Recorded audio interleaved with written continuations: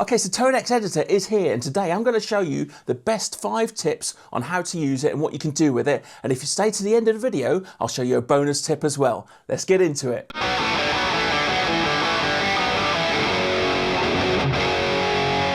Okay, so when you first download this and install it, you'll notice when you go to open it, there's now 2 apps instead of just the one. So we have the original app and we have the new editor app. So let me just quickly show you what's changed in the original one, and then we'll get into the editor itself. So if we go down, there's 2 apps. You've got the original ToneX, where you've still got your home and your modeler and all the tones that you've downloaded or captured even, and this is sort of your library, and this is also the app that you would use if you were playing with a DAW and just playing straight through the PC, or into something like Logic Pro, for instance. This would be the app that opens within that. However, we also have the editor. So you can see it says editor straight through the center of the icon, look, so you can differentiate between the two. So ToneX Editor, if I click that, here's the new editor app. Now in here, we have the editor at the top left, but we also have the librarian. We'll talk about that in a moment. So first off, we're gonna look at this editor. So we have the volume control. We have all the controls that you have on the physical product, on the actual machine itself, on the pedal itself, inside this editor now. So we can actually do everything we can do on the device on the PC or on your Mac. Okay, so inside this app. So you have your volume, you have your, up here, if we go to the little cog icon, you have your global setup. So you have your input trim, which is obviously a very important thing to understand on ToneX and use on ToneX, depending on how much gain or how much winders, how much output power your pickups have. So setting this trim makes all the difference to all of these. So that's another video. There's loads of videos on the net about that. You don't need to worry about that from me today. But yeah, make sure you know where the input trim is. So now you know it's in there in the global setup. You also have your master volume and your interface volume.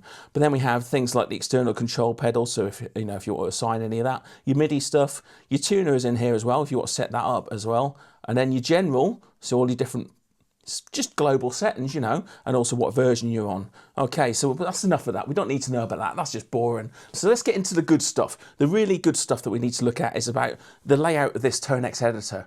So in this ToneX Editor, up the top here, you now have all the different effects that you can add to the patches themselves for when you save it. All right, so if you want to say tweak, I'm on the orange lead at the moment, as you can see on the device itself, and as you can see, it's highlighted down here in the list of patches that are actually synchronized from my pedal. It's connected via the USB, obviously.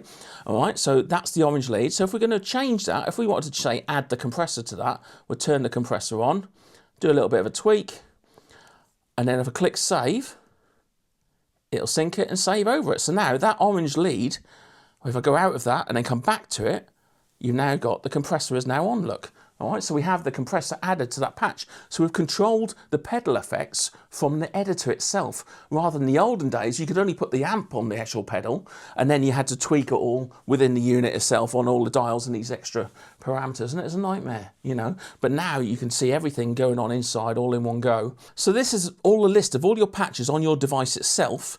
But if you want to see all your actual patches that you have saved on your computer, if you click the librarian at the top here, okay, we then get 2 areas. Okay, so if you're finding this video helpful, useful or interesting, please click like and subscribe, as it really helps out the channel, and I'll love you forever. So in the librarian here, we have a left-hand half and a right-hand half. Now on the left, we have all the patches on the actual device itself. And on the right here, we have all the patches we've downloaded onto our laptop or PC, Mac. And these are the ones that you have stored that you've either captured yourself from your amps, or you've downloaded from the cloud, or were just default in the factory package what you got when you bought the device.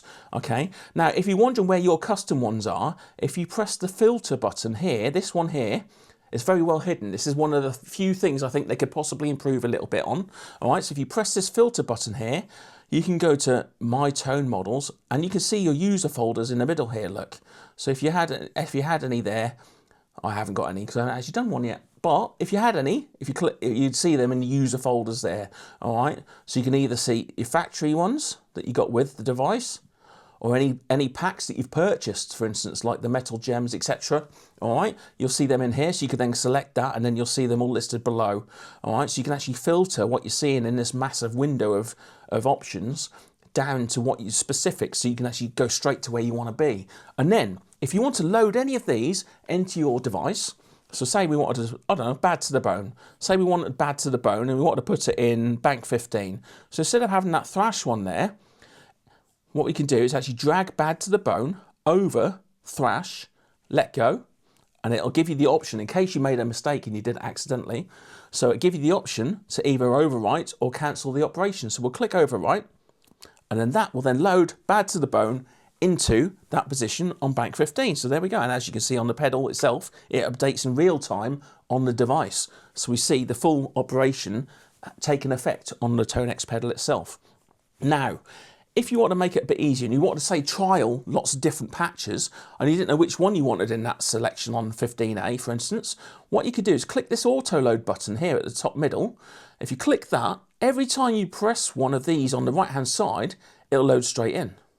So then it instantly is straight in to 15A as soon as you click it. So you could cycle through them, test it, try a different one, test it, try a different one, and then you can just cycle and audition each of these patches for that position of the amp itself, in the actual pedal itself. So it gives you a great way of auditioning these different sounds straight into one of your positions for the particular setup that you have. And maybe if you're setting up a song on the pedal at that point and you want to just quickly try a few different ones, you can just go through that nice and quick. So that's the auto load. So if you turn that off, it won't actually do that when I click a different one, look.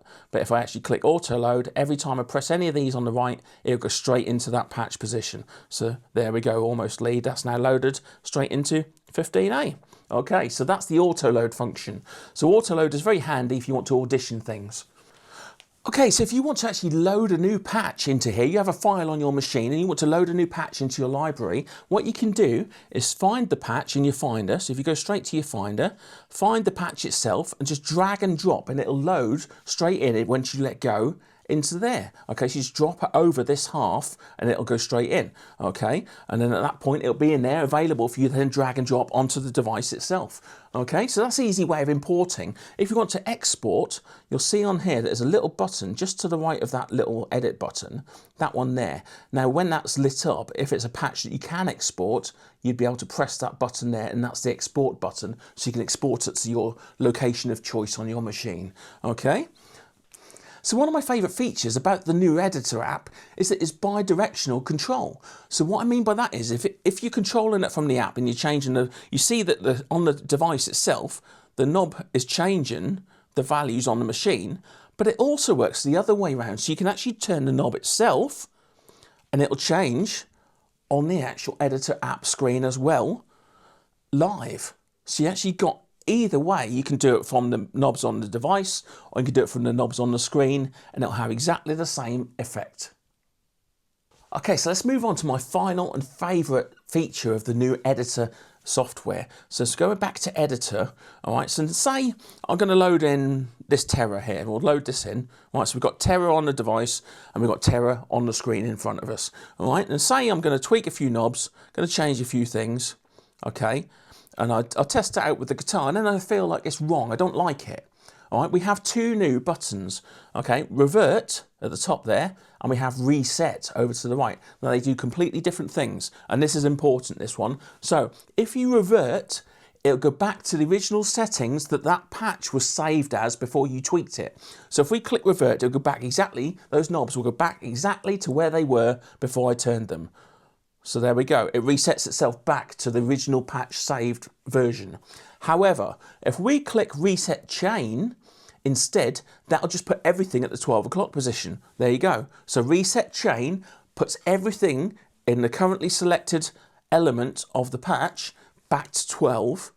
But if you click revert, it'll go back to the original saved positions that there was when you first opened that patch. So unless you click save, you will always be able to revert back to where you started. Just in case you lose yourself, you just start running away from you can revert back to where it was when you started playing with that patch. Great feature.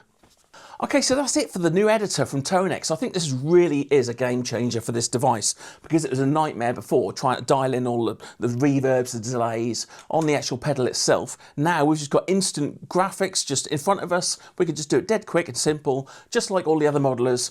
And now I really think the value of this device at £300 with this power and this quality of sounds and capture and sharing of all these different amps we could never dream of affording, but we can now just download and play along with these real amps. You can get a Dumble, you know, you could never afford, well, normal people like me could never afford a Dumble. Now we can just download a Dumble, whack it on, tweak it a bit with the reverb, bit of delay, bit of chorus and compression, bit of noise gate, and we're straight in. 300 quid. It is a no-brainer. This device is an absolute no-brainer from now. So treat yourself. If you haven't got one, what are you doing? Get one. It's the cheapest decent modeler out there. It's phenomenal. The power of this thing is amazing. So if you haven't got a ToneX pedal, the main one, and you don't fancy the size of that, why not go grab yourself a ToneX One pedal, which is a tiny little box with exactly the same power and functionality as this, but it's just one switch instead of having three like this. And it's got a lot less knobs and it's a lot smaller. As you can see on screen now, we've got the Joe Satriani version has just come out, and that includes a copy of all of his amps. So you can actually play Joe Satriani's amps themselves in this limited edition version. That's a cracking option. So get on the website, have a little look. Links down below. Thanks very much for watching. Have a superb week, and I'll catch you in the next one.